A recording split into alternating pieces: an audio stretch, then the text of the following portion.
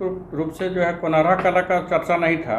Lease हमारा कोनारा कला में है, लेकिन उनके द्वारा जो सूचना मांगा गया था वो पूर्णाडी के बारे में बोला गया। अभी वहाँ पर वर्तमान में 3 खनन पट्टा हमारा संचालित था, जिसमें 2 खनन पट्टा में रेमकॉन इंफ्रास्ट्रक्चर का था, नीलेश रंजन का, और एक था ये जेसी स्टोनवर्क्स अजीत कुमार का। तो इस पर जो है अनावश्यक तरीके से स्थानीय लोगों के द्वारा व्यवधान पैदा किया गया है और अभी वर्तमान में जो है काम बंद है। वैधानिक रूप से खनन पट्टा को संचालन के लिए कोई बाधा नहीं है। सूचना मांगे गए स्थल पर नहीं है, यद्यपि कि कोनारा कला में लीज 2 लीज अभी वर्तमान में चल रहा है, 3 लीज चल रहा है अभी स्वीकृत है, और 2 लीज और जो है LOI स्वीकृत है। मैंने कुल 5 खनन पट्टा अभी आने वाले दिन में संचालित होंगे। 3 कुछ कारण होना चाहिए सर? नहीं, इसका कोई कारण नहीं है। इसका अनावश्यक कोई निजी रूप से अपना निजी मामले को लेकर के इस तरह का मामला प्रतीत हो। सरकार को काफ़ी रॉयल्टी भी आता था, बंद होने से इसमें हम लोग का रॉयल्टी का नुकसान पैदा हो रहा है। सर लगातार राज्य को नुकसान पहुंचाना चाहते हैं, उन पर कार्रवाई हो सीधा। तो आदाब, नमस्ते, सत श्री अकाल। आप देख रहे हैं झारखंड एक नई सोच। दोस्तों, कुछ दिन पहले हमारे चैनल में बरकट्ठा का जो माइनिंग चल रहा था, कोनारा गांव में एक माइनिंग चल रहा था, जहां पर ग्रामीणों ने उसे अवैध रूप से चलाने का आरोप लगाया। उसमें काफ़ी मामला आगे बढ़ चुका था। आज हम खनन विभाग आए हैं और खनन विभाग के जो पदाधिकारी हैं उनसे जानेंगे कि क्या वो कोनरा कला का जो माइनिंग चल रहा है सचमुच अवैध रूप से चल रहा है या आज अंसारी के द्वारा जो माइनिंग के जो मालिक है उन पर जो आरोप लगाए थे ये कहाँ तक सच्चाई है और माइनिंग भी जो वहाँ पर चलाया जाएगा या नहीं चलाया जाएगा। आइए हम ले चलते हैं। एक शिकायत हमको प्राप्त हुआ था सूचना अधिकार के तहत, तो उसमें वास्तविक रूप से जो है कोनारा कला का चर्चा नहीं था। लीज हमारा कोनारा कला में है, लेकिन उनके द्वारा जो सूचना मांगा गया था वो पूर्णाडी के बारे में बोला गया था। तो पूर्णाडी में हमारा कोई खनन पट्टा नहीं है, इसकी सूचना उनको प्रदान कर दी गई थी। अभी वर्तमान में कितने वहाँ पे उत्खनन का जो कंपनियाँ संचालित हैं? अभी वहाँ पर वर्तमान में 3 खनन पट्टा हमारा संचालित था, जिसमें 2 खनन पट्टा में रेमकॉन इंफ्रास्ट्रक्चर का था, नीलेश रंजन का, और एक था ये जेसी स्टोनवर्क्स अजीत कुमार का। तो इस पर जो है अनावश्यक तरीके से स्थानीय लोगों के द्वारा व्यवधान पैदा किया गया है और अभी वर्तमान में जो है काम बंद है। किन कारणों से जो अभी उत्खनन कार्य को बंद किया गया है? वैधानिक रूप से खनन पट्टा को संचालन के लिए कोई बाधा नहीं है। तो ताज अंसारी ने जो आपसे सूचना मांगा था, क्या उस एरिया में संचालित किया गया है कुछ उत्खनन कंपनियों के द्वारा? नहीं, सूचना मांगे गए स्थल पर नहीं है, यद्यपि कि कोनारा कला में लीज 2 लीज अभी वर्तमान में चल रहा है, 3 लीज चल रहा है अभी स्वीकृत है, और 2 लीज और जो है LOI स्वीकृत है। मैंने कुल 5 खनन पट्टा अभी आने वाले दिन में संचालित होंगे, 3 छोड़ करके 3 और उसके अतिरिक्त 2 खनन पट्टा। तो किन कारणों से फिर कुछ उत्खनन कार्य को बंद किया गया है, जबकि मांग पूर्णाडी का है?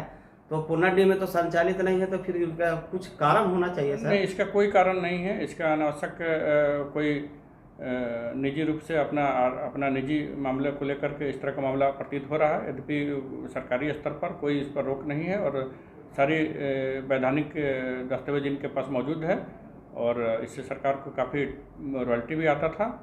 बंद होने से इसमें हम लोग का रॉयल्टी का नुकसान पैदा हो रहा है। सर लगातार इस मामले को उलझाया जा रहा है, जिस तरह से आपने जो प्रूफ भेजा है उसके बावजूद भी वहाँ पर विवाद चलता ही जा रहा है।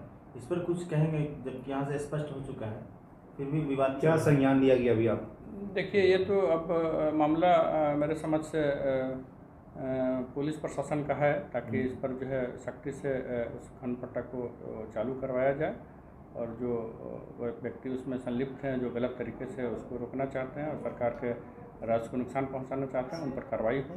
सीधा तौर पर कहा जाए तो विकास कार्यों को बाधित करने की एक सुनियोजित साजिश चल रही है। हाँ, बिल्कुल ऐसा ही है, ताकि जो है अभी आज के डेट में खनन का पट्टा बंद होने से काफ़ी लोगों का में भी इजाफा हो रहा है, और ये सरकार का टैक्स का जो हम लोग का रॉयल्टी जो महीने में 40 से 50 लाख रुपया आता था, उस पर भी अंकुश लगा है, नहीं हो पा रहा।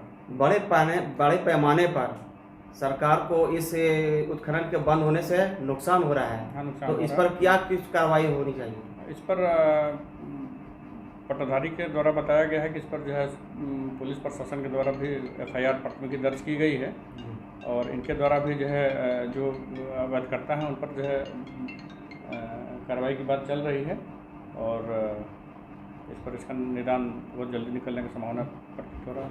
गांव को जो लोग उस पर विरोध करें सर, आपके माध्यम से क्या कुछ कहना चाहेंगे आप?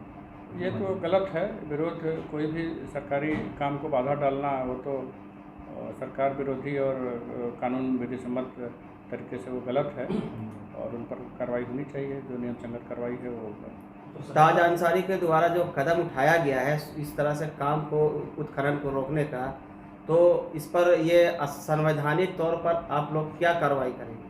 हाँ, इस पर अब हम लोग के संज्ञान में आया है और जो पट्टाधारी हैं व्यक्तिगत तौर पर इनके द्वारा भी जो है FIR दर्ज किया गया है।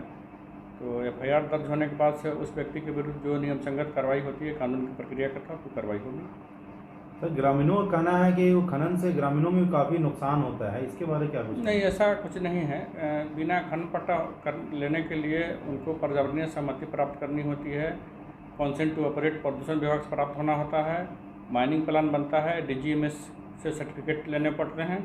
इसलिए ये सारा डिपार्टमेंट से उनको क्लियरेंस प्राप्त होने के बाद ही खनन पट्टा जो है उनको स्वीकृत होता है। तो लोगों का आरोप है सर कि वहाँ पर जो बिल्डिंगें या फिर घर हैं वो दरारें आती है, तो क्या लगता है आपके हिसाब से? नहीं, तो आरोप बिल्कुल गलत झूठा आरोप है। ये तो प्रोपेगेंडा है, इसके लिए इसमें कोई सच्चाई प्रतीत नहीं हो रहा है।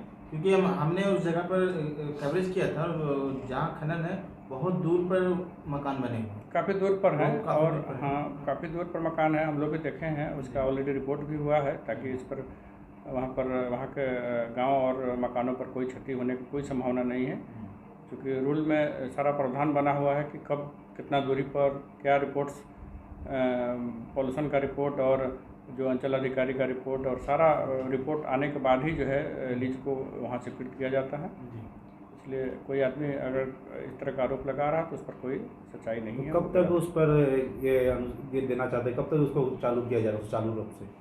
अब देखिए, अब तो इस पर वैधानिक रूप से क्या कार्रवाई संभव हो पाता है उसको हम लोग देख रहे हैं, ताकि इस पर सरकार कार्रवाई क्यों नहीं करे जब उसको फायदा हो रहा है रास्ता में, सरकार को तो उसमें आगे हाँ बिल्कुल होना चाहिए। अभी संज्ञान में आया है हम लोग, उस पर कार्रवाई होने की संभावना प्रबल है। कार्रवाई अभी तक जो मामला आया तो ताज अंसारी का मतलब कार्रवाई कब तक करेंगे? देखिए, ताज अंसारी पर ऑलरेडी पुलिस के द्वारा जो है FIR दर्ज है और उस पर कार्रवाई जो विधि सम्मत कार्रवाई है उस पर तो हो रही है, होगी ही।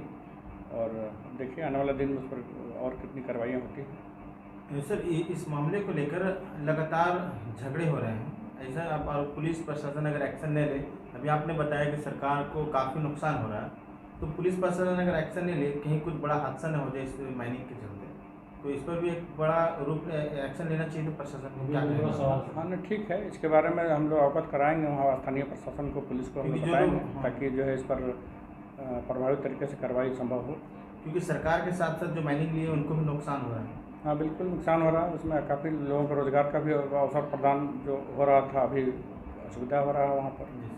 और पत्थर की उपलब्धता में भी काफ़ी परेशानी हो रही है ज़िले में। इसलिए इस पर हम लोग देखते हैं सर अपने स्तर से क्या